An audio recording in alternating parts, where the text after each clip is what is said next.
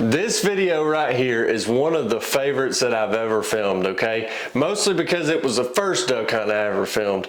This is one that we were out on a river flat on a shell bed hunting out of a caneblind. This is getting back to my roots. This is what I grew up doing. This is what I know best. And what we did basically was we chopped down a forest of cane, brought it out to the river, hunted out of the boat, and we killed a bunch of them, okay? This hunt I think we killed 3 widgeon, a couple gadwall, 4 or 5 gadwall. So it was definitely a good hunt. Mainly what I want to do is revisit it and see what worked. Let's get started. We got here at 10 o'clock at night and it is 4:03, did you say? 4:01 right now. We've got 2 hours till shooting light. We're still waiting on the rest of the crew. We got ducks in the area. Normally when we get our hopes up like this, it ends up terribly. We end up not shooting anything, so we're really expecting that, but hoping for the best. We got the setup, we got the boat, we got the blind built, we've got good attitudes, and we've got Red Bull, so we're ready to go. All right, so we got the decoy spread out. Going for the J hook here, okay? We got a wind, it's out of the south, heading north, okay? So what we're doing here is we got a little pod of them sitting here with all of our motion, and then we're going to J hook out west down the river. This decoy spread I was just explaining is we're going with a J hook, okay? This is one of my favorite decoy spreads to run on the river. And what a J hook essentially means is the decoys are shaped in the way of a J. And I like the long end of the J out away from the blind, and then the hook part of the J to be right kind of in front of the blind. What that does is when you're hunting predominantly divers, and they like to fly the line is what we call it. If you put your decoys in a line, they're curious. They fly really low and down the line, and they fly looking at the decoys, and when they're about ready to pick up, it's too late. They fly too low for too long, and you were able to a lot of times get a shot at that point. What I like to do is put any motion you can in that back part of that hook to really stop them, make them check up for a second before you're able to shoot them, and this is what we did here. And hopefully our kill hole is going to be right in this general area, and we'll be picking a lot of birds up out of there this morning. I'll just wait and see. When building a caneblind, the most important thing to remember is you gotta have enough cane. And then when you think you've got enough cane, you triple it, and then that's enough cane. So that is definitely true. When you think you've got enough cane, you always go back and get more, because it always looks like more in the truck bed than it does when you get out to the river. I promise. If you don't know what I'm talking about, just trust me and get more cane than you think you need. In this case, we got enough cane, or so I thought, but we had to come out to an existing blind and just add to that one. I think we're in good shape. But another thing is this. This will save you a lot of headache with a machete, okay? This will save the old arm workout. And so we got this built probably 30 minutes. It's one of the best I've ever done. Really proud of it. Can't wait to see it in action. Oh, up top, don't move.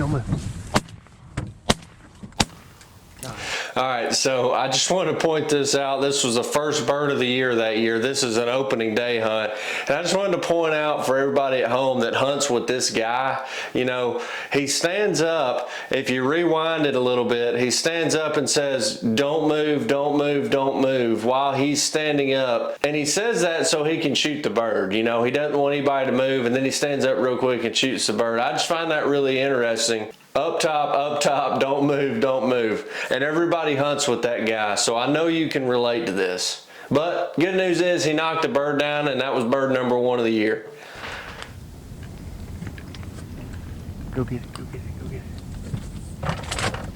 That was a gadwall. Shortly thereafter, we had a group coming from the west. In fact, he was about to go out and get the birds, and I stopped him.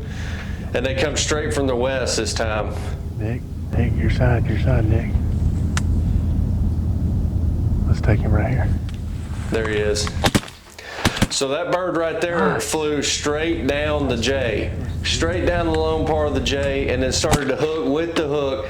Now that was a gadwall, I think, if I remember correctly. But that is exactly how the decoys are supposed to work.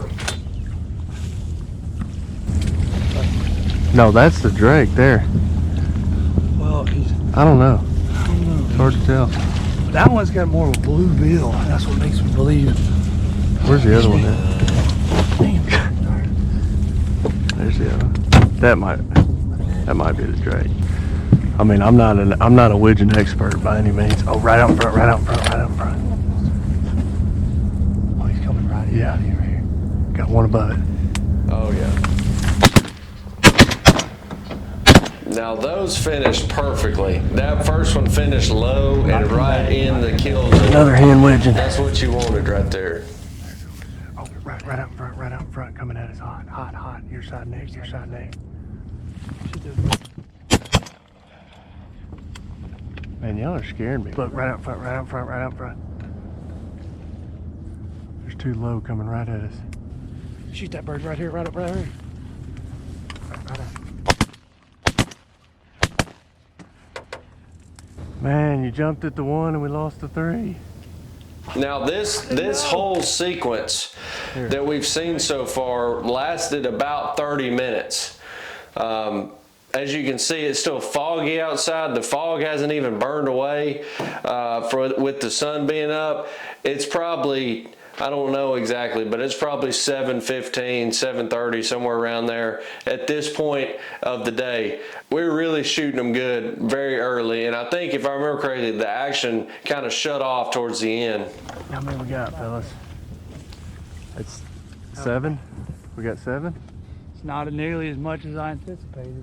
Dude, we ain't been out here but 30 minutes. What time is it now? Oh, it's just now getting to see. The fog's just now burning up. It's gonna get better. Or just be still. There's the shot right there. That's what you're looking for. He finished kind of high still, but definitely we put a good shot on him. And so here's what I want to point out right here. I'm going to pause it for a second and we're going to take a look at this. This is what we're hunting, and I want to point this out for a couple reasons. You can see, first of all, it's about ankle deep, and second of all, you can see the shells that are down there. Those are like seashells that you can pick up on the beach, okay? And that's what we call like a shell bed or a shell flat. That's what this is. During the winter time when they draw all the water out of the lakes, these kind of areas get to be really shallow. In fact, this was in the middle of the river. And it was about ankle deep, if that. We had scouted this area before. Most of this area was actually dry, but this was one area that was holding water, and it was holding just enough water for the birds to congregate, and that they did, and that's why we set our blind where we did, and we built the caneblind right in the middle of where we saw them the day before, and then this was the result. But I wanted to point out what we were hunting as we pause this video and take a look at this shell bed. And of course, you know, it definitely worked. Yeah. I think you call it. You gonna call it? I think so. All right, we're calling it. When the man with the boat says it's time to go, it's time to go. Lost two. See, I told you it was less efficient this way, but it looks cooler.